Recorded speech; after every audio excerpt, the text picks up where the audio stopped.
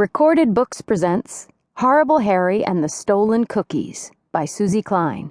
Pictures by Amy Wummer. Read by Johnny Heller and directed by Ezra Tenenbaum.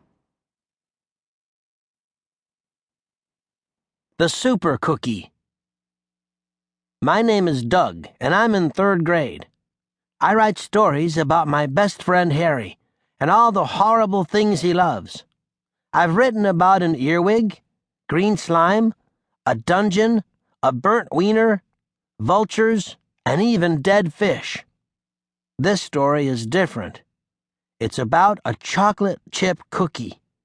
Not a regular one, a super cookie. I needed it to have special powers.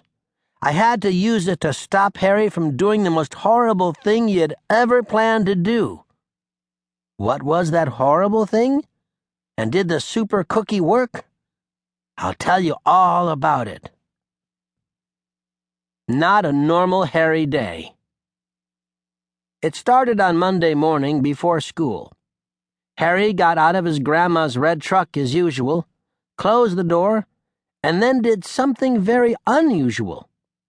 Harry did not run down the ramp to the playground. He just stood there, watching us play kickball. I waved to him. "You can be on my team," I shouted. I rolled the red rubber ball over the plate. Song Lee kicked it high into right field, then dashed to first base. Well, Harry didn't join us. He just sat down at the top of the ramp and crossed his arms. He didn't even say Yahoo when Song Lee touched home plate and scored a home run. I could tell right away that today was not a normal Harry day. Later in the morning, our class went to the library. Our librarian, Mrs. Michelson, came over to Harry. "I have a brand new book for you," she said. I shivered when I saw the cover. It had a picture of a big hairy tarantula with 8 eyeballs. "No thanks," Harry said, and he shuffled over to the nearest table and sat down. I made a beeline for Harry. "What's going on?" I asked, as I sat next to him. "You love creepy books like that." "I can't talk about it, Doug," he mumbled. "Why not?" I said. "That's what friends are for. You talk about things, and maybe they can help." "Not with this," he replied. "With what?" I asked. "It's private," Harry insisted. Whoa, I thought. This was not a normal Harry day. At noon, things got worse. Harry wasn't in the hot lunch line. "Hey," I said, "where are you going?" Harry pointed to room 3B's lunch table. He had a lunchbox in his hand. I grabbed my tray of hot food and followed him. "You always eat hot lunch on Sausage Day," I said. "What's up?" "Nothing," he answered. "Want my broccoli?" I asked. I knew Harry loved that smelly vegetable. Harry shook his head.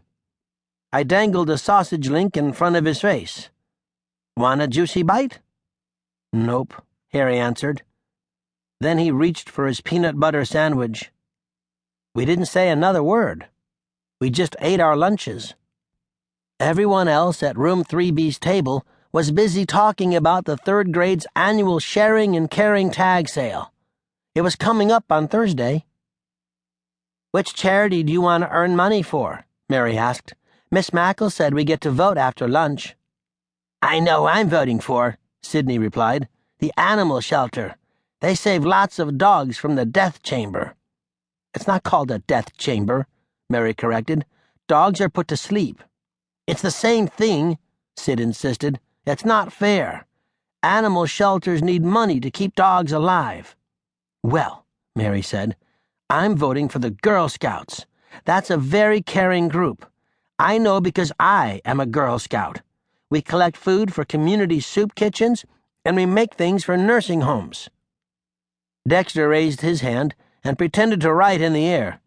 "I'm doing a write-in ballot. I'm voting for the EFC." "EFC?" Mary questioned.